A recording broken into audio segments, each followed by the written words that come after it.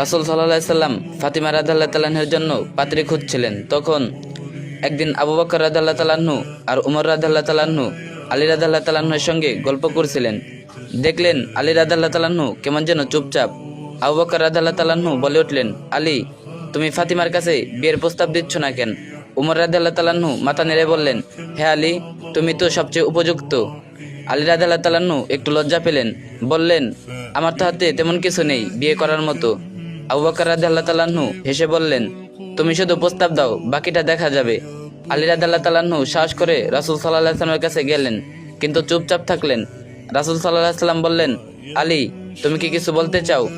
তখন আলী রাদিয়াল্লাহু তাআলা আনহু কুব্র এসে বললেন, আমি আপনার ফাতিমাকে বিয়ে করতে চাই। রাসূল সাল্লাল্লাহু আলাইহি ওয়াসাল্লাম মুচকি এসে বললেন, আচ্ছা, মোহর হিসেবে কি দিতে পারবে?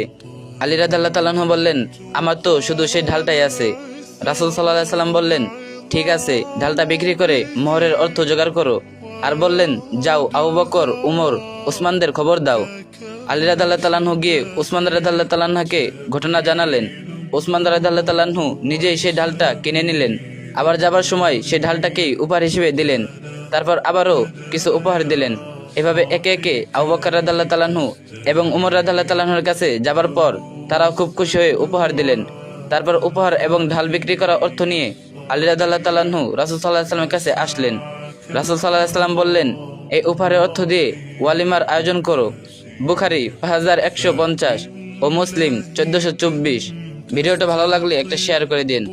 আসসালামু আলাইকুম গাইস। তো যারা এখন আমার নতুন পেজ ফলো করেন নাই, অবশ্যই আমার নতুন পেজ ফলো করে দিবেন। তো ভিডিওর স্ক্রিনে যে পেজ দেখতে পাচ্ছেন, এটা হলো আমার নতুন পেজ, আর পেজের লিঙ্ক কমেন্ট বক্সে দেওয়া থাকবে।